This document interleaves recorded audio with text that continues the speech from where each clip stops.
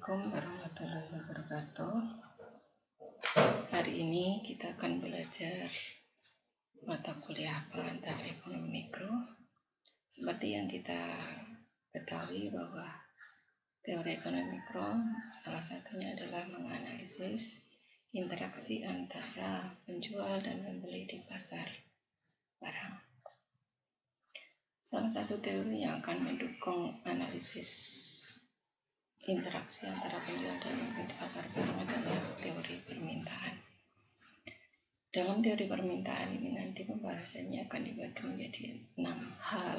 Yang pertama adalah pengertian teori permintaan, kemudian yang kedua penentu permintaan, yang ketiga daftar permintaan, yang keempat kurva permintaan, dilanjutkan dengan gerakan sepanjang kurva permintaan dan pergeseran kurva permintaan. Kita akan mulai bahas satu persatu. Yang pertama adalah pengertian. Apa itu teori permintaan? Teori permintaan itu adalah teori yang menjelaskan permintaan atau ciri hubungan antara jumlah permintaan dan faktor-faktor yang mempengaruhinya.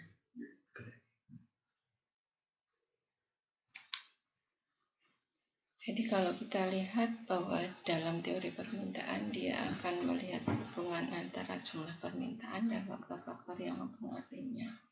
Jumlah permintaan itu yang melakukan adalah pembeli, sehingga fokus analisa dalam teori permintaan itu adalah dari sisi pembeli atau dari sisi konsumen.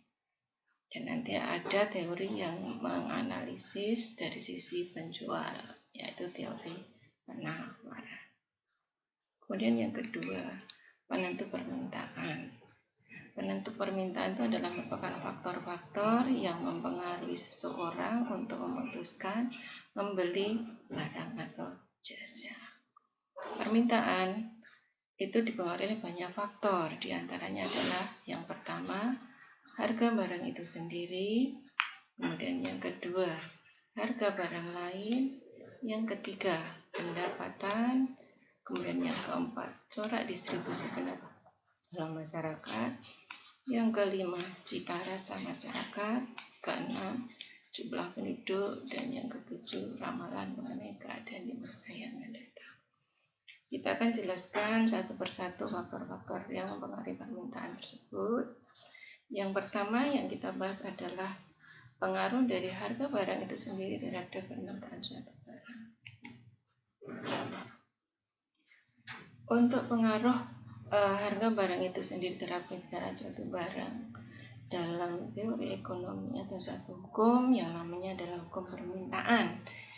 Hukum permintaan itu adalah satu hukum yang menyatakan keterkaitan antara permintaan suatu barang dengan tingkat harganya. Bagaimana bunyi dari hukum permintaan?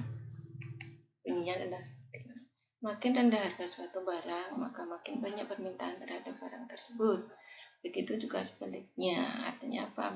Kalau semakin tinggi harga suatu barang, maka permintaannya akan semakin sedikit. Nah, pernyataan yang ada di dalam hukum permintaan itu ada asumsi yang mendasari, yakni ceteris paribus. Apa itu arti ceteris paribus? Ceteris paribus itu adalah faktor lain selain harga barang itu sendiri tidak mengalami perubahan. Artinya apa? Bahwa pernyataan yang ada dalam hukum permintaan itu akan benar apabila faktor lain selain harga barang itu sendiri itu bersifat konstan.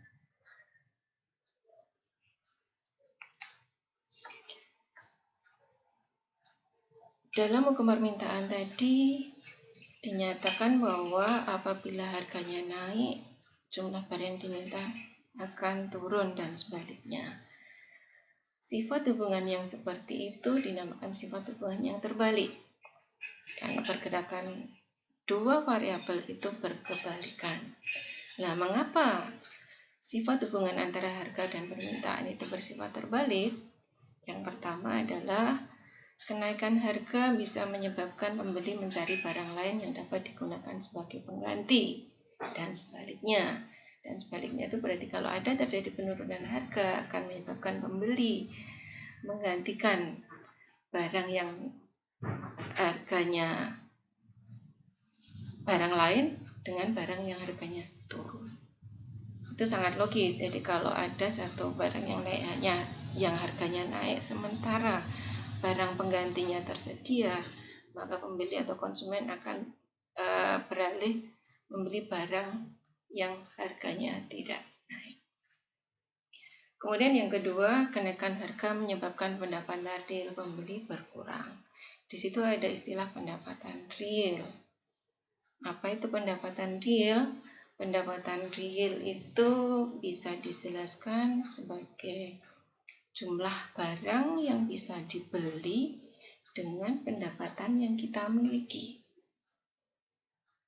Jadi kalau pendapatannya tetap, kemudian harganya naik, otomatis jumlah barang yang dapat kita beli dengan pendapatan itu akan berkurang. Itulah pendapatan real. Kemudian dalam keterkaitan antara harga dan permintaan ada dua istilah juga, yakni daftar permintaan dan kurva permintaan. Jadi kalau daftar itu adalah berupa sebuah tabel, kemudian kurva itu adalah berupa sebuah grafik, di mana dua-duanya menjelaskan keterkaitan antara harga dan jumlah barang yang diminta. Kalau dalam daftar permintaan, karena dia berupa sebuah tabel, maka dia akan menjelaskannya dalam bentuk angka. Kemudian kalau kurva, dia akan menjelaskannya dalam bentuk grafik. Dan kurva permintaan itu bisa didapatkan atau bisa digambarkan dari daftar permintaan. Ini contoh daftar permintaan. Jadi ada 5 kondisi atau 5 titik, yakni P, Q, R, S, T. Kemudian di kolom berikutnya ada harga. Kemudian kolom yang berikutnya ada jumlah yang diminta. Kita bisa lihat bahwa keterkaitannya adalah apabila harganya turun dari 500 ke 400, maka jumlah yang diminta akan naik dari 200 ke 400. Demikian juga kalau harganya turun dari 400 ke 300, permintaannya akan naik dari 400 ke 600 dan seterusnya. Jadi kalau harga turun dari 500 sampai ke 300, di sini pergerakan dari jumlah yang diminta akan naik dari 200 ke 1.300. Nah, berdasarkan daftar permintaan ini, kita bisa gambarkan kurva permintaan. Bentuknya adalah seperti ini.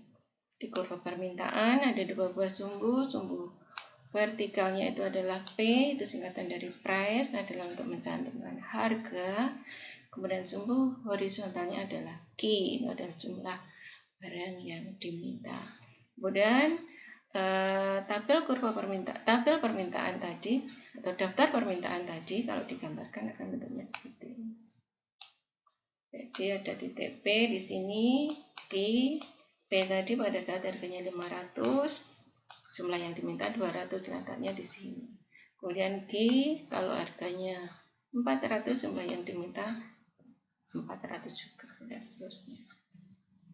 Kemudian kita hubungkan titik-titik tadi dengan sebuah garis, akan menghasilkan kurva permintaan. Di sini ditulis D, singkatan dari demand. Nah, kalau Anda lihat kurva permintaannya bentuknya adalah menurun dari kiri atas ke kanan bawah. Itu mesti terjadi karena apa? Hubungan antara P dan Q tadi adalah berkebalikan. Kalau P-nya naik, Q-nya turun. Jadi kalau digambarkan pasti akan menghasilkan sebuah grafik yang turun dari kiri atas ke kanan bawah. Sementara itu dulu, nanti kita lanjut di part 2.